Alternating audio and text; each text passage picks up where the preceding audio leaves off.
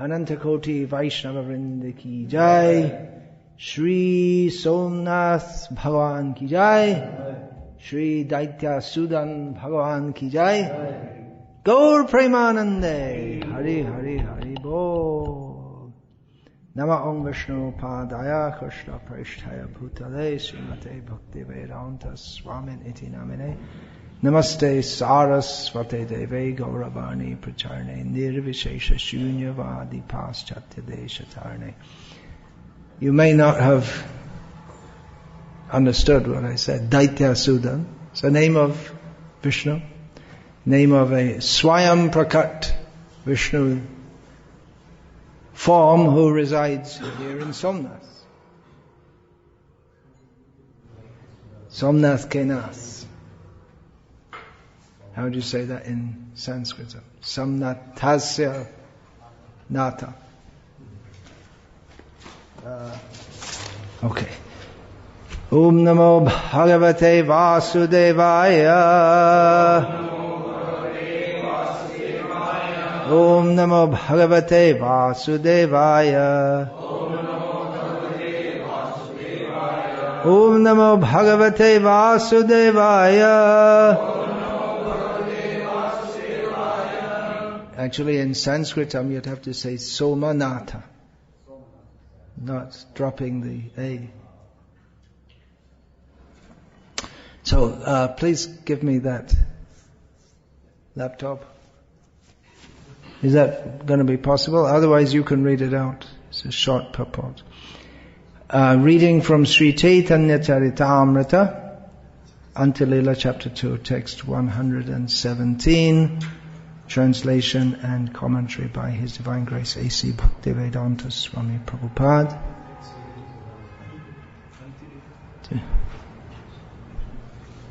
You want to take the mic so he gets the recording?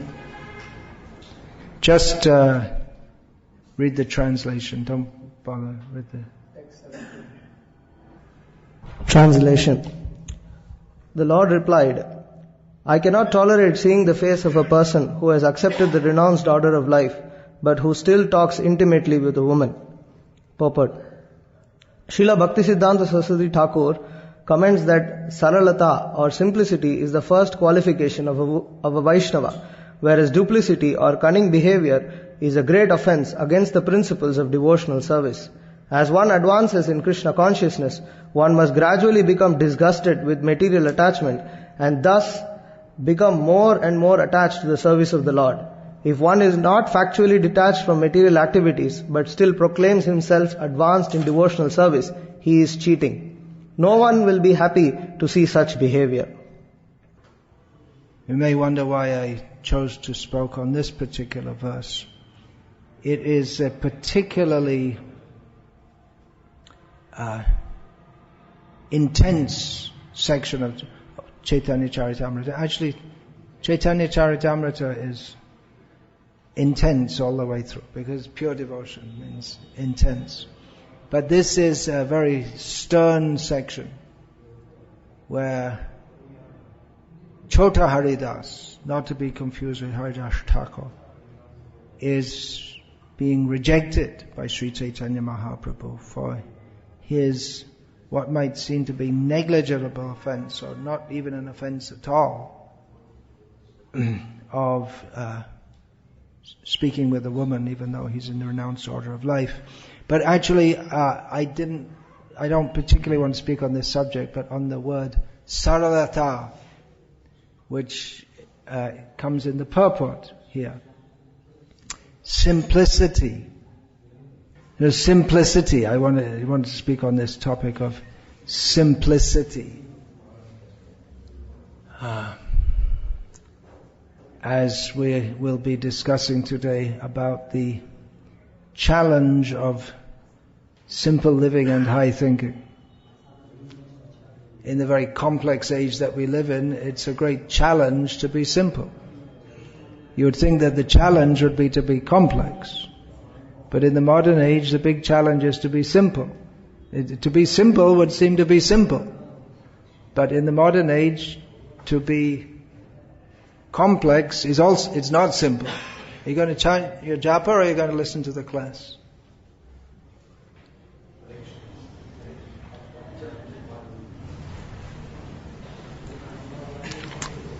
Now, when we talk about simple living and high thinking, which seems to have, it's not something that Srila Prabhupada originally spoke about. It's common in, if you see other Indian people, of course Prabhupada's not exactly Indian, but it's common in the parlance in India. I don't know, maybe it could be research, maybe Gandhi, but well, even it's a pristine idea. It's probably as soon as man started to make things complicated, which means beginning with the Treta Yuga, I would think, then this idea came up. Actually, that did come up, because that's stated in the Mahabharata that just before I say this, I'll just give this idea that if we were to see a Vedic village of Brahmanas in the forest, we would say that's really first class, isn't it? That's really high culture. But when this was begun in the beginning of Treta Yuga, the people all started to live together instead of just being individuals here and there in the forest. Then the rishis, they started complaining, what is this? This is a fall down. Now there has to be some social arrangement. And then there's bringing things, taking things, it's too complex. Just you're supposed to live in the jungle individually and accept whatever comes by Krishna's arrangement. So, gradually there's fall down. If we think that, we might think of Varanasi, how many years ago? That would be about 600 years ago. It must have been very cultured compared to now. But when Vedanta Deshika, great Acharya of the Ramanuja Sampradaya, based in Kanchipuram in South India, when he went there, he complained, the culture is so fallen. If we went there, we'd think it's like heaven. So it's a gradual fall down. Tataschanu dinam dharma satyam shocham kshamadaya kalena balina rajan nang shantyayor balang smritihi. Please don't chant japa here. If you like to chant japa, please go somewhere else. Otherwise, please lend your ears.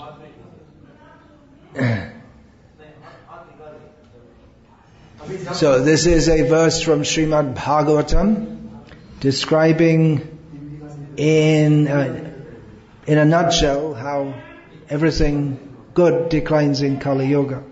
In Kali Yuga, day by day, dharma declines, truthfulness declines, cleanliness declines, tolerance declines, compassion declines, bodily strength declines, mental strength declines, the lifespan declines. So everything is on the decline. And we take it as normal in the modern age to live in a very complex society in which no one is happy, but everyone thinks that the solution is to become more complicated. If I get more things, I'll be more happy. Now, the use of the word, the English word simplicity, is translated here from saralata.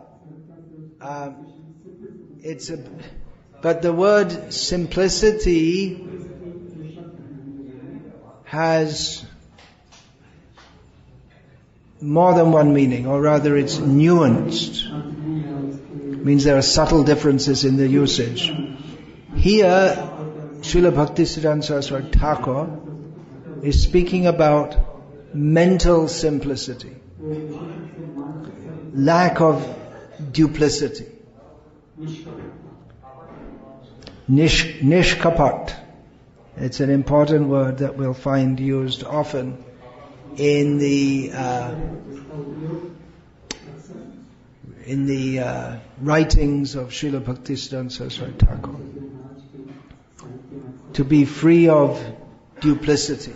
That means to be, as Srila Bhaktisiddhanta Saraswati Thakur once said, to be outside. A Vaishnava is someone who is outside and inside the same. It's not that he's behaving in a certain way or speaking in a certain way, but he has some hidden motive. He doesn't have what's called a persona. There's an English word, persona, which comes from the Greek, which means a mask. He's not showing himself to be something which he's not. He's inside and outside the same. Whereas someone who has a cheating mentality, that's also duplicity, the opposite of saralata. Someone who has a cheating mentality, then they may talk to you very nicely, but their aim is to win your trust and then cheat you. You think you can cheat this person? Okay, I'll give him $100,000 for investment or something like this, and then you never see him again. For instance, there are so many different ways of cheating. We're not going to have a class in cheating here. So that's a symptom of Kali Yuga. Satyam declines day by day. Truthfulness. Now another, so a Vaishnava should not be duplicitous. The example is given here, or rather it's in commentary on the Chota Haridas, who was a renunciant, which means the first and most obvious symptom of a renunciant. Renunciant goes by the words tyagi, vairagi, sannyasi. Particularly one who has formally renounced the world is known as a sannyasi. One can be a tyagi and a vairagi as a grihastha also. But generally this term refers to someone who is detached from the world for the sake of spiritual advancement. So the first and most prominent duty or symptom of such a person is non-interaction with women. So Chota Haridas the story is that he had invited Chaitanya Mahaprabhu to take bhiksha, which means his midday meal, at his residence, at Chota Haridas's residence or whatever. He'd have made some arrangement, maybe. And he had heard that the best rice, uncooked rice, is available with Madhavi Devi, who was a Tyagini. She was elderly, she was recognized as a great devotee. So Chota Haridas, although normally he wouldn't go to see any woman, he went and begged rice from her. When Chaitanya Mahaprabhu found out about this, he rejected Haridas, because he's supposed to be a renunciant, but he's having some interaction with women. So the society was so strict at that time. It's practically impossible at the present day. What's the next verse after that? Durba Indriya Kare. What is it? That's one verse. Durba Indriya Kare Vishay Grahan Dara Prakriti Hare Munerapiman. It's an interesting statement. Munerapi. It's Sanskrit word gets used in Bengali. Chaitanya Mahaprabhu said that the senses are so strong to pull away the mind that even the wooden form of a woman can attract the mind even of someone who has renounced this world. And Srila Prabhupada commenting on this, not in this purport I think, but while speaking verbally, he said, just like in the shop windows in the Western countries, and now in India also, you see mannequins, means the form of a man or a woman which is shown to exhibit clothing, fashions like this. So Srila Prabhupada said that even that can attract the mind. You may say, well, how is that possible? It's just some wooden form, but just the impression, the idea. Because the mind makes association with the duplicate form. The mind makes the association with the original form on which it's founded. Everyone please turn off your cell phones if you have not already done so.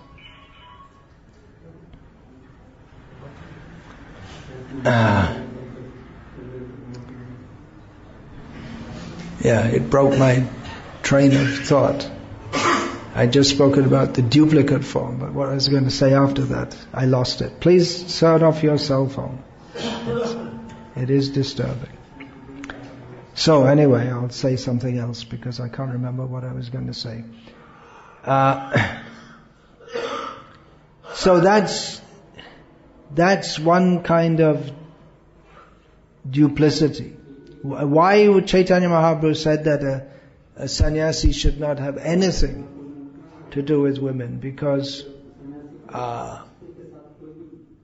then the mind will be taken away. That danger is there. So if one is outwardly renounced but inwardly thinking of enjoying this world, then that is duplicity. And that will block one's advancement in Krishna consciousness. Now, simple living and high thinking means it's a different kind of simplicity, or another manifestation. That one lives with what is needed for bodily maintenance and doesn't endeavor for more, for the sake of spiritual advancement. It's conducive to spiritual advancement inasmuch as it saves time for spiritual advancement.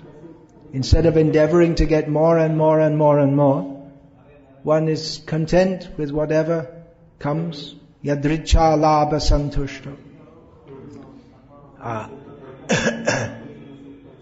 That's why I said that the rishis in the forest they were scandalized when some of the rishis got together and made some arrangement for living, because in the forest you just depend whatever comes of its own accord.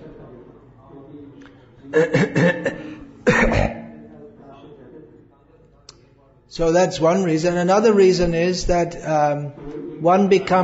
if one has more than one needs, then one becomes unnecessarily attached to it. Attached to having things which one doesn't need for the sake of sense gratification. And in this purport of the verse that we read today, Srila Prabhupada pointed that out, that the more one is materially attached, the more that blocks one's spiritual advancement. So the two are related, but they're different aspects of simplicity. Simplicity, it is a mental state and a physical state. The mental state means that simplicity, straightforwardness means that we are free from extraneous desires, free from kam, krodh, lobh, moha, mada, matsarya, free from all material attachments. Then someone can be simple.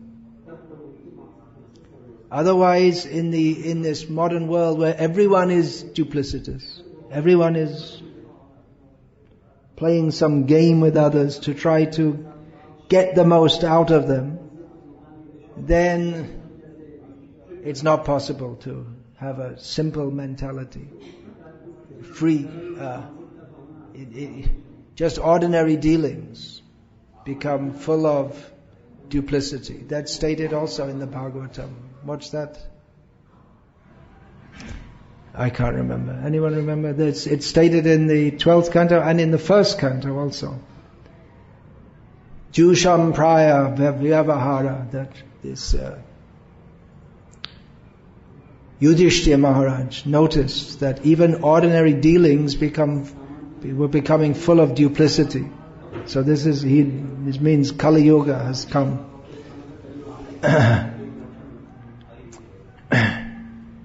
So that clear consciousness, where one, if you say to someone in Hindi, "Tumse mujhe kuch lena dena nahi hai," means you have nothing. I have nothing to take from you, I have nothing to do with you. I have no interest in you. But that's actually the state of simplicity, where you're neither trying to extract anything from anyone, nor are you trying to give anything to anyone. You're just neutral with everyone. Actually, a pure devotee wants to give Krishna consciousness, but materially, they're neither interested in getting anything from anyone, nor posing themselves as a great benefactor of others. Yes, I will give you this, I will give you that, I will arrange hospitals, schools, food. They're not interested. They're aloof from all these things. And living simply physically, that first of all, one has to to even live simply physically means that one has to have at least, if one is not fully free from material desires, means one has a very strong commitment to be free from material desires. Otherwise, who will live simply?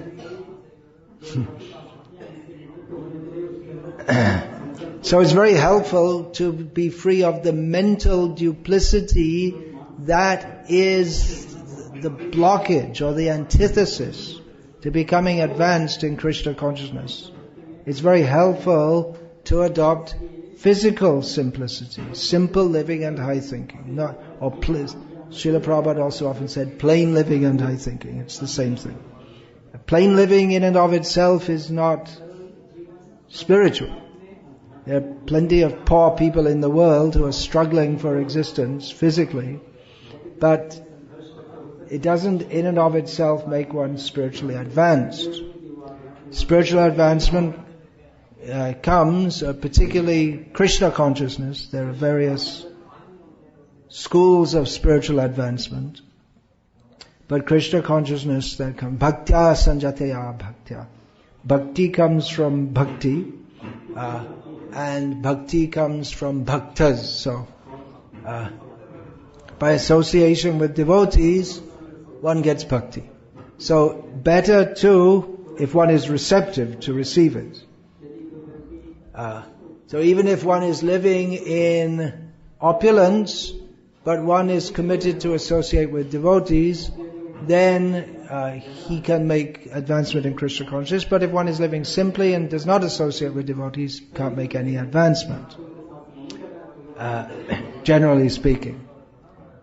But so he may say, well, it doesn't matter whether you live simply or opulently, but although that is in one sense true, on the other hand, as long as we're interested in material opulence and consider it to be something valuable, then that in itself means that we're not properly situated to even begin to advance in Krishna consciousness. Bhoga Ishvarya Prasaktanam Taya Parhita Chetasam Vyavasaya Baka Buddhir Ekehana Kurunandana.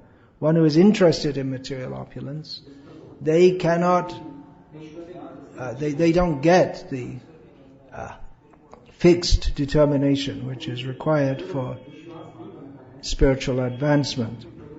Now we may say, well, most people they're not living a very opulent life.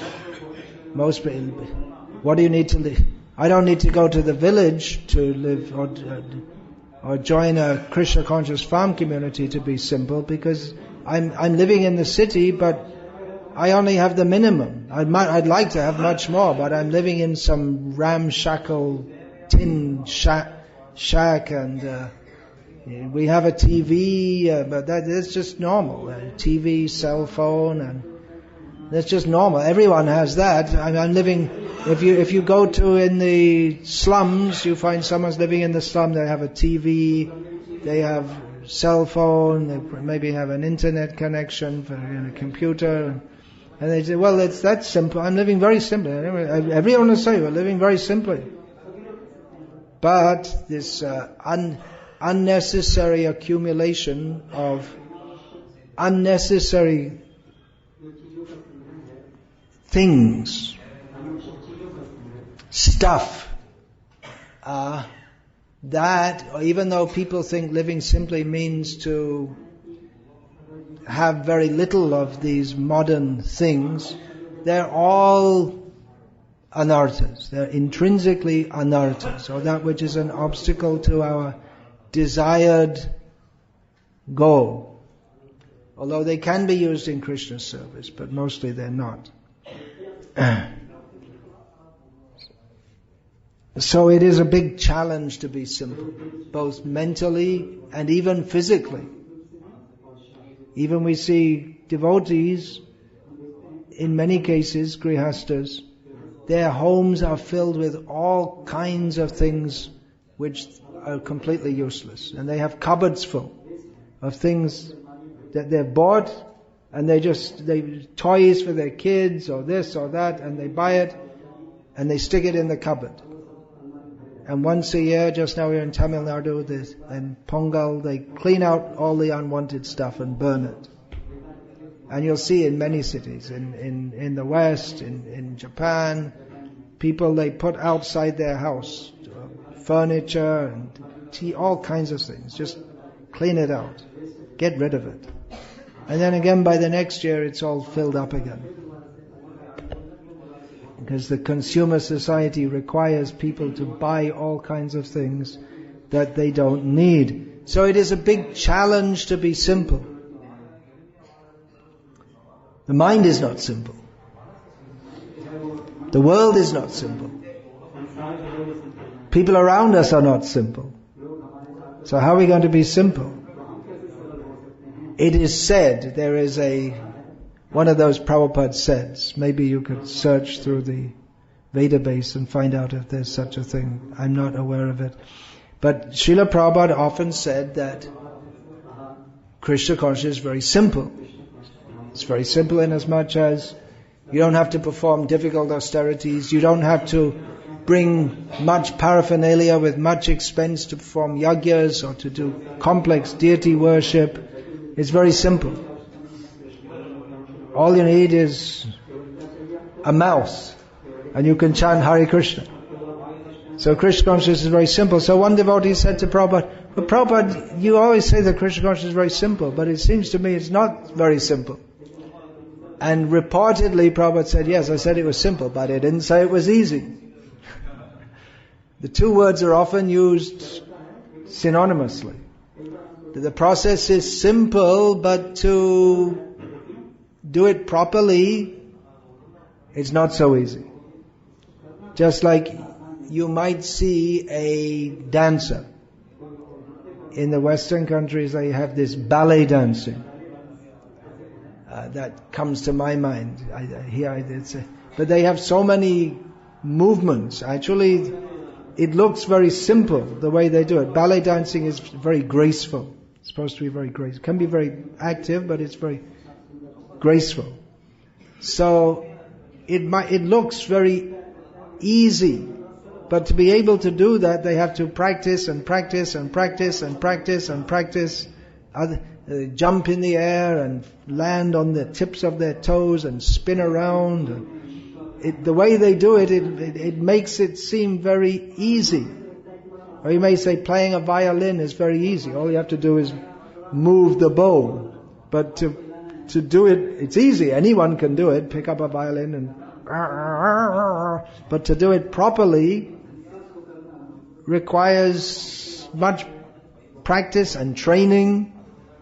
And not everyone has the inclination, and even among those who have the inclination, not everyone has the same ability. Now in Krishna consciousness, everyone has the same possibility to take to it. But we come to Krishna consciousness we all come with our different accumulated anarthas. So some people may be better candidates and others may be worse candidates, and some are hardly candidates at all for Krishna consciousness. There's some people who are just Matyena Krishne Paratasvato Va Mito Bipadyeta Grihavratana Madanta Gobhi Vishatanta Mishram Punaf Punas Charvita Charvananam. There are some people who are committed to go to hell and chew the chewed and enjoy their senses. And they're committed that no way, under no circumstances, at any time or any condition am I going to be Krishna conscious.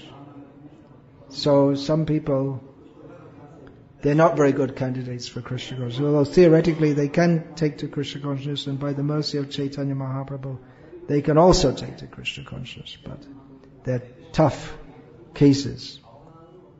Now, one thing I often used to hear in the early days of this movement, maybe it came from Srila Prabhupada, probably, because many of the things that we used to hear in the early days did come from Srila Prabhupada. That Krishna consciousness is simple for the simple and complicated for the complex. So if we're simple means to simply accept. Prabhupada said, Bhagavad Gita says, okay, we accept it. And complicated means we bring so many objections. That, well, why should we rise early in the morning? What's the difference? It's all the same. You can get up later. Why should we chant 16? At every step you can make objections. But if we have faith, yes, I accept it. Of course, that to be too simple, another meaning of the word simple is foolish. So to be simple in the sense of naive, you just accept what anyone says, then you can be easily cheated. So one should be simple but not foolish. One should be simple but intelligent, not to be cheated. But we should not be over-intelligent. Over-intelligent means that we deploy our intelligence to act against our own self-interest by maintaining an interest separate from that of Krishna. So to be simple mentally requires purification. It means vyavasayatmika buddhi this aikya, the unity of consciousness between us and Krishna. In other words, we just do what Krishna wants us to do. Chitete korya aikya. Guru mokha padma vaikya chitete korya aikya. We throw out material desires. But it's not so easy. The desire to throw out material desires is required, but it seems to be more difficult. Therefore we have to work on it. That means the process of devotional service is working on our anarthas, anartha nivriti, becoming free from everything that militates against our being Krishna conscious.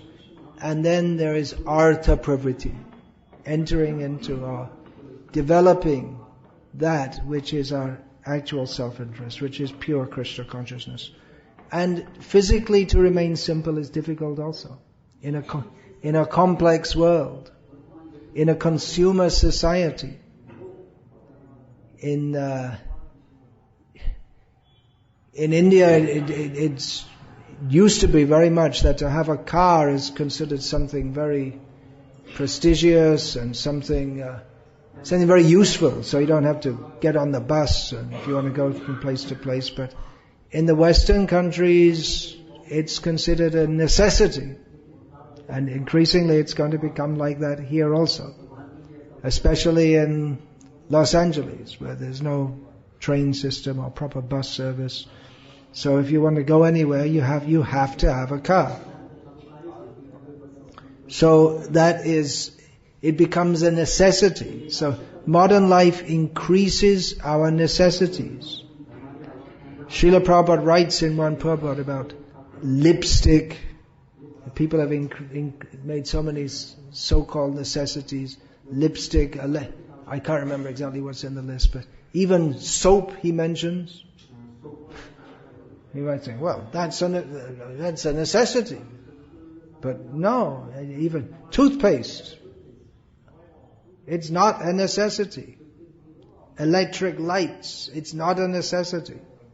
So there are, just to be simple. I mean, if even these things, which we think are the basic necessities of modern life, if even these are unnecessary, then what to speak of cell phones and TVs and newspapers and on and on and on and on. So we have to work on being simple. Instead of accumulating junk and throwing it out once a year, just don't accumulate it. Or you can be a brahmachari. That's one way, because generally in family life people accumulate so many unnecessary things. But if you can't stay a brahmachari, then you get married, and the brahmachari finds that, oh, how complex life is. It's so much more complicated. But if he's had that training, then he can come out after 25 years or so and return to live simply. So brahmachari life is especially meant to live very simply. There's nothing to do but serve Krishna. You may say, well, are the Grhasthas doomed? Can they not live simply? In the modern world it's very difficult, but there is a program for that, and that's the simple living, high thinking farm projects, where Grhasthas can also live simply. They don't have to go to work and interact with materialistic people and have to live up to materialistic people's idea of status and prestige. They can live very simply with the minimum physical requirements. So everyone can live simply. Of course, even a Grihastha living on a farm will live more in a more of a complex way than, well, maybe not. Maybe the brahmachari in the city is more complicated than the Grihastha on the farm. Probably in terms of having a cell phone and a laptop and all this kind of thing. But this is a facility to help us to live simply, which the materialistic people think is ridiculous. Because the whole purpose of life, as far as they're concerned, is to accumulate more and more nonsense. So they don't think it's nonsense. They think this is the purpose of life, to accumulate more and more goods. But devotees have a completely different idea. We don't want all that. We want Krishna. Ya nisha sarva bhutanam yasyang jagrati sangyam. What is the next line? Tasyang yasyang bhutani ya nisha pashyato mune. They would say we are a completely different outlook, the devotees. So, of course, even in the farm community, Maya is there. She's always she doesn't retire. She takes a battering. She's living very nicely in the cities with all the materialistic people. She has an easy job in the cities. It's all going on pilot. The materialists encourage each other to be more and more materialistic. And of course she's also active, making people more and more degraded. But the Krishna conscious farm community is a protest against a revolution against materialistic society. That we don't depend on your factories and your lipstick and your soap and your oil. We depend on Krishna, what Krishna has given us. So Maya is always trying to bring in her complications, make everything very complicated. If we want to enjoy this world, we have to become complex. If we don't want to enjoy this world, we can be very simple, physically and mentally. But if we want to enjoy this world, then you have to bring money and all of it. Immediately there's complexity. Even if you have inherited money, to manage it so that someone doesn't cheat you, it's also complex. Money means anxiety. So much anxiety. As soon as you have it, you get so much anxiety. So I also get so much money, but I don't keep it. As soon as I get it, give it away. Let someone spend it for Krishna. Don't keep it. Only as much as we might need. As much as we might need is unlimited. As much as we do need.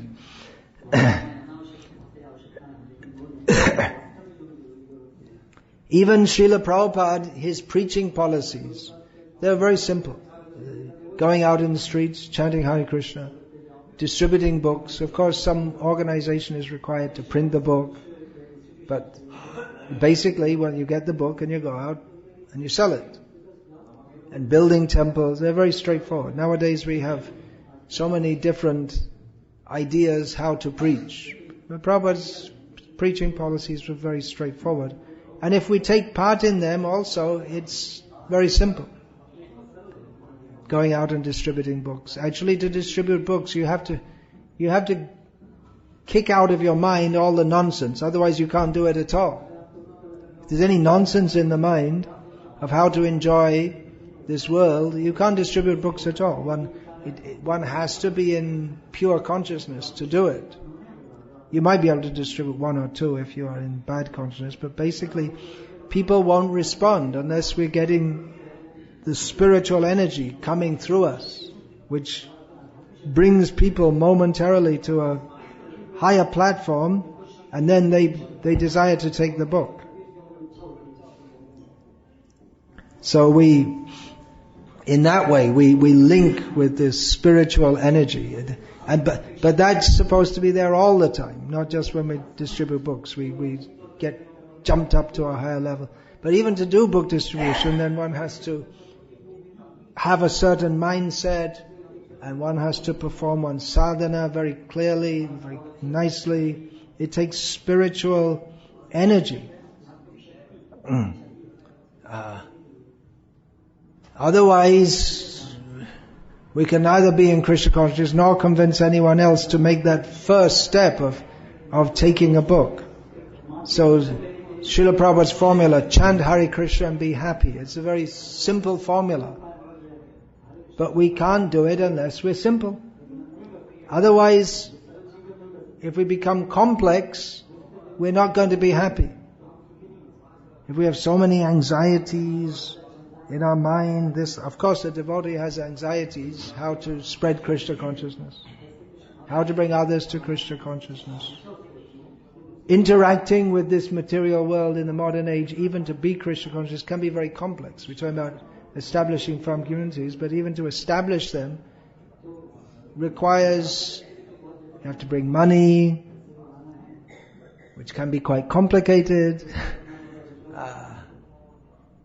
Then we bring people into the community and they come with all their mental complications. So we can't avoid complication altogether. We may think, okay, I'll just go and live in the forest, but then we're alone with our own mind, which is not very simple. So this non-simplicity, it is the antithesis of Krishna consciousness, the opposite, you can say.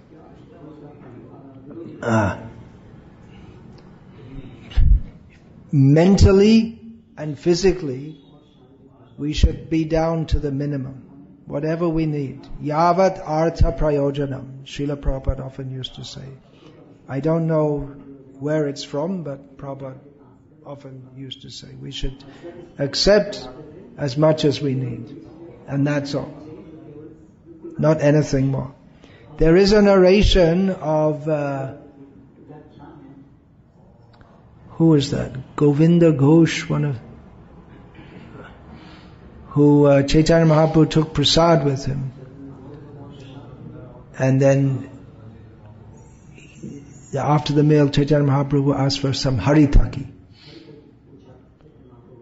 And Govinda Ghosh, I believe it was, had it in storage. And Chaitanya Mahaprabhu said, no, you shouldn't keep a storage. You shouldn't keep stock. You should only keep enough for one day. No. Not his personal servant, Govinda. It was Govinda Ghosh. You're nodding your head, Keshavananda. It was Govinda Ghosh. Is that in Bhakti Ratnakar? Yeah. That's described. So how much? Well, that's the pure Brahmins would live like that. They would, even the householders, they would accept as much as they need, only for one day. Although Srila Prabhupada also did say the ideal example of Rupa Goswami is to keep 25% of your income for the household members.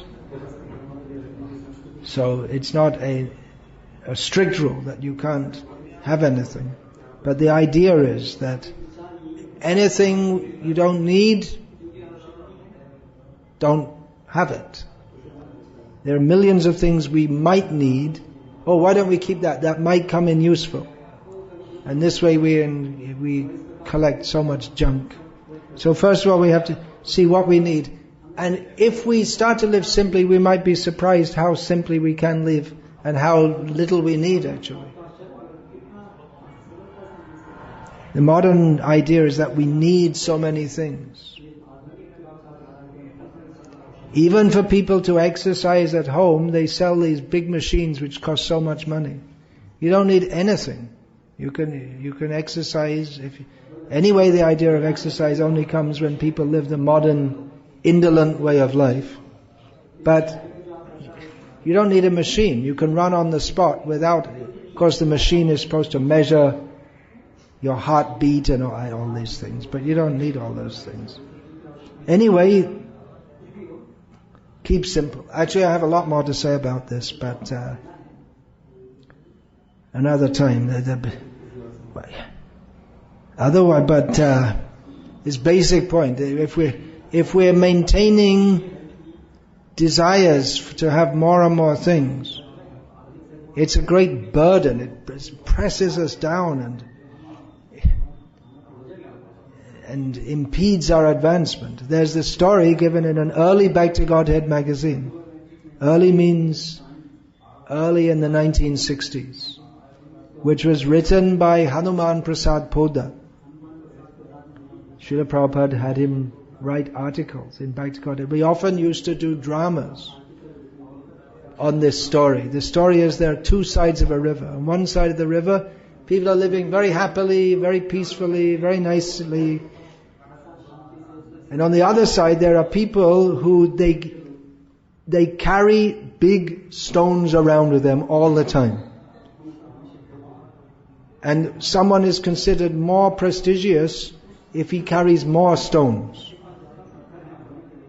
And sometimes the people on the stone carrying side, they look at the people on the other side and they look and see how happy they are. Whereas on the stone carrying side, they're all miserable. And sometimes the people say, the people on the happy side, they say, why don't you come and join us? How can I join? I'll drown in the river. If I try to cross, I'll drown in the river. Then you throw away your stones, then you can easily cross. How can I throw away my stones? The whole purpose of life is to carry more and more stones, and you're saying to throw it away. So the purport is clear. We're all carrying material attachments, and if we're invited, come to Vaikuntha, cross the Vaitarani river. But I have all these material attachments. I can't give them up. You can give them. They are your obstacle. The attachment to them is what stops you going to be happy. It's a good analogy. So this simplicity is required. We may think, well, I'm a Grhastha and I can't help but live in a complex way.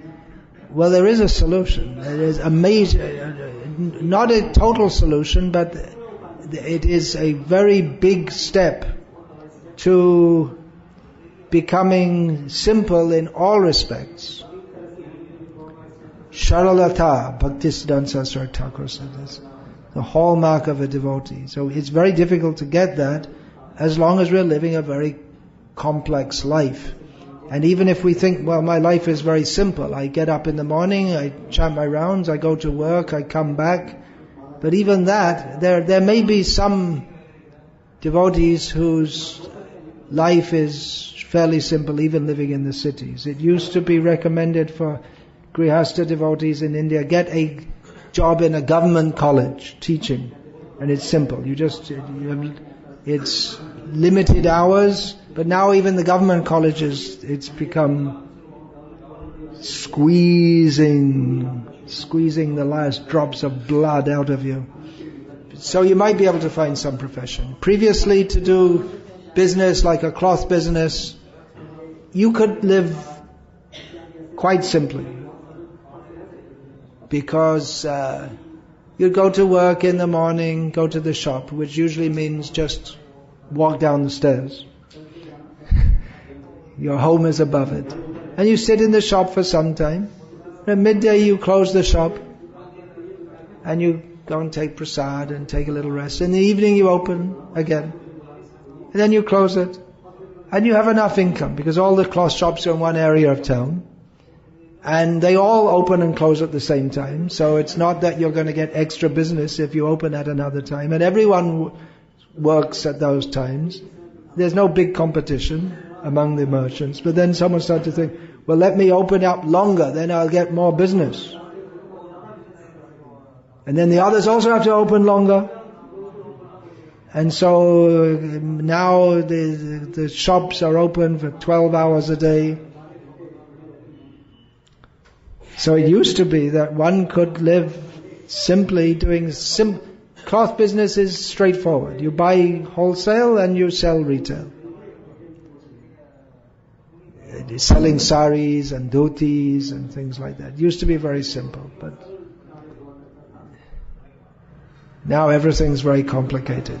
So anyway, it is possible to live relatively simply in the city, depending on one's job, whatever it may be. But most jobs are very complex, squeezing you. Even if you have your own business, you're squeezed by the competition. And life itself is very, very complex. You have to have big locks on the doors, and your children, you have to send them to school, and you have to see which school is going to be the best. They're all bad, but you have to see which is the best of the worst. And life is very complex. So one major solution, not complete solution, because we still have to deal with our own complex minds, but major help in this regard is to live with devotees, very simply, farm communities, rising early in the morning. Recently in Delhi, I was speaking about this, and after the class there were maybe about 70 devotees present, mostly Grhasthas. And I asked them, I said, I'm not to blame you, but just to see, how many of you rise daily at by 4 o'clock in the morning? And 2 hands went up. They were older, retired people. I said, I'm just, because I'd been speaking about this, and then one devotee said, well, how practical it is, we're living in the city. And I just said, well, how many of you rise regularly at 4 o'clock in the morning? I said, no, none of them. None of them were. Why? Well, just life is like that. They have to work late, and then you come back late. So I said, the beginning of, sometimes I ask this question, it's a bit of a trick question. What is the beginning of spiritual life? And someone may say chanting Hare Krishna, someone may say associating with devotees. I say getting up by 4 o'clock in the morning. That's the beginning every day. Rising early. But most of our devotees are unable to do it. because of the situation they're in. So, that facility is there for those who will accept this way of life. As a Grihastha, you can rise early, have a full morning program, which no Grihasthas do. I believe there's in the ISKCON law that any Grihastha who wants to be initiated, they're supposed to have a full morning program. But it's a ridiculous law, because none should get initiated, because no one does it. Hardly. It's full morning program, same as in the temple. But then you can do it if you're living in the farm community. A full morning program, or it may be adjusted if you have to go out to the fields early before it gets hot. Then at midday you can have satsang, and evening. So simplicity is required. You may say, I can't do it because I'm a Grihastha, but then if you can't do it for whatever reason, it is going to impede our spiritual advancement. Therefore, all the Grihastha devotees should seriously consider. You're not rejected or considered bogus if you don't do it, but you should seriously consider making this move whereby you can be in association of devotees who are dedicated to Krishna consciousness. You can have a full morning program, no unnecessarily accumulation of different things. There is, in city life also, it's possible to maintain. Some devotees are doing by distributing Srila Prabhupada's books. That's another way to live in the city, and just whatever little income you get, you can do. Some of them in South India discovered some pictures which you can buy for 30 rupees and sell for 100 rupees. So they're making a good profit on that, but that's not so very good. Pictures, Balaji pictures, easy money. Easy money is not good for spiritual life. Anyway, that's a whole nother discussion. Any question about this, please?